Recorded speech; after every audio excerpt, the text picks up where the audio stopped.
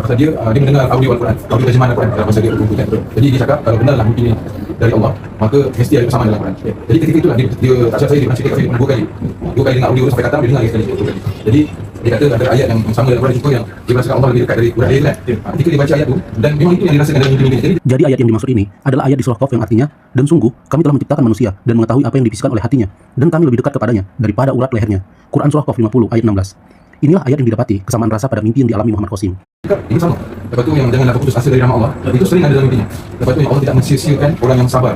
Itu ini pada Al-Quran. Saya akan tunjukkan kalimat yang sering muncul dalam Al-Quran tentang janganlah berputus asa dari rahmat Allah. Yang mana Muhammad Qasim sering mendengar kalimat itu di dalam mimpinya, dan juga bagian ketika Allah tidak menyanyiakan kebaikan seseorang. Dan inilah yang ada dalam Al-Quran. Katakanlah wahai hamba-hambaku yang melampaui batas terhadap diri mereka sendiri, janganlah kamu berputus asa dari rahmat Allah. Sesungguhnya Allah mengampuni dosa-dosa semuanya. Sungguh Dialah yang Maha Pengampun, Maha Penyayang. Wahai anak-anakku, pergilah kamu, carilah berita tentang Yusuf dan saudaranya, dan jangan kamu berputus asa dari rahmat Allah. Sesungguhnya yang berputus asa dari rahmat Allah hanyalah orang-orang kafir. Dan kalian akan dapat melihat di Al-Quran lebih banyak lagi kalimat seperti ini. Lalu, kandungan yang di Al-Quran soal Allah tidak menyanyiakan kebaikan seseorang ada pada surah Hud. Allah Subhanahu wa taala berfirman, "Dan bersabarlah, karena sesungguhnya Allah tidak menyanyiakan pahala orang yang berbuat kebaikan." Sekarang jelas dan telah menjadi bukti bahwa Muhammad Qasim pun telah memverifikasi mimpinya apakah terdapat kesamaan dalam Al-Quran, dan ternyata mimpinya sejalan dengan Al-Quran. Lalu itu yang menghindari syirik, yang misi selalu yang dalam tu menghindari syirik. Lepas tu dan dia juga ada mimpi yang dia nampak ketinggian Rasulullah ni sampai mencapai arasy. Dia nampak, jadi dia kata dia sangat beruntung kita menjadi umat Nabi Muhammad SAW ni sebenarnya rahmat, sebab kedudukan Nabi Muhammad SAW ni tinggi, paling tinggi, sampaikan ketinggiannya mencecah arasy. Lepas tu dalam mimpinya kan Allah mengajarkan, Rasulullah mengajarkan untuk menghindari syirik dan segala bentuk-bentuk itu, dan Allah juga menyuruh dia untuk menyebarkan mimpi. Rasulullah menyuruh dia untuk menyebarkan mimpi. Dan pada tahun 2015 dia menyebarkan mimpinya. Dia kata dia kan pemalu orang yang macam orang yang begini susah kerja dia bagi dia. Jadi dia berdoa, Allah aku upload video ni janganlah jadikan orang aku malu dengan orang ramai. Takutkan orang komen-komen negatif, orang cakap dia berdusta kan. Allah.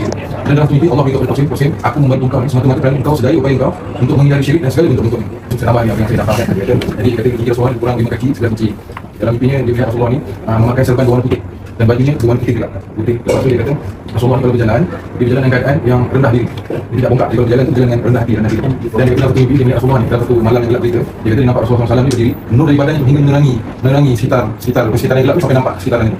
Lepas tu dia kata Ustaz tanya tadi pernah melihat wajah Nabi SAW kan. Dia kata dia nampak tapi macam bukan jelas. Dia kata dalam beberapa mimpi kadang-kadang nampak dari sini ke bawah, kadang-kadang dari sini ke atas, kadang-kadang mata saja, kadang-kadang keseluruhan badan tapi jauh. Dan dia kata posisi dia tidak berani melihat. Posisi dia macam solat macam keadaan menunduk. Dia macam tidak berani melihat pun. Tapi dalam mimpinya dia kata dia nampak macam mimpi dia fokus pada mata dia. Dan dia kata dia nampak mata tu jelas, bahagian putih mata ni nur, seolah Allah yang mengisikan nur tu sendiri, katanya bercahaya. Lepas tu dia nampak dalam lens dalam anak mata ni ada macam corak kelopak bunga. Dia kata dalam mimpi Allah pernah beritahu kepada dia, Qasim, kenapa kau tidak dapat melihat dengan jelas, sebab di antara dia dan Rasulullah ni ada 80 hijab.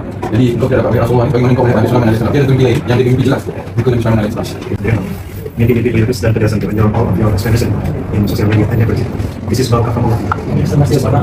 Jadi apa yang dialami sebenarnya saya pribadi tidak berubah. Beberapa kali dia Allah maksudnya Allah katakan kalau saya sudah berdua benar. Di sini dengan jelas Ustadz Rahmat Baikuni mengatakan bahwa dia tidak menolak mimpi Muhammad Qasim dan mengatakan bahwa mimpi ini dari Allah. Bahkan ditegaskan kembali oleh Ustadz Rahmat Baikuni bahwa secara pribadi Ustadz Rahmat Baikuni tidak menolak berapa kali Muhammad Qasim bermimpi bersama Allah. Yang dimaksud Allah berkata-kata dalam mimpinya. Itulah yang diucap oleh Ustadz Rahmat Baikuni. Saya sendiri belum yakin apakah saya pernah bermimpi bersama Rasulullah SAW. Dan saya juga sama banyak dosa itu.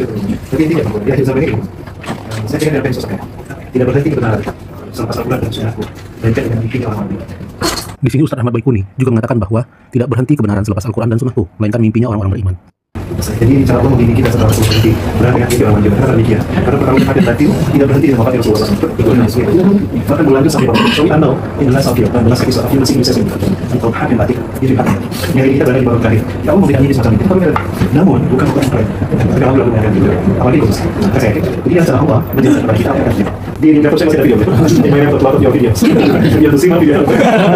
Saya simpan satu foto itu. Di video dan apa tidak. Sebenarnya saya sudah tahu bagaimana lagi. Tapi ini ada kesaksian. Kan di sini kita boleh sih. Tapi ini sekali lagi jangan dibantah beliau di sini. Kalau saya bagi menyikapi ini kalau kerja dari Allah untuk melihat tentang kebenaran fakta-fakta yang akan terjadi itu. Nubuat.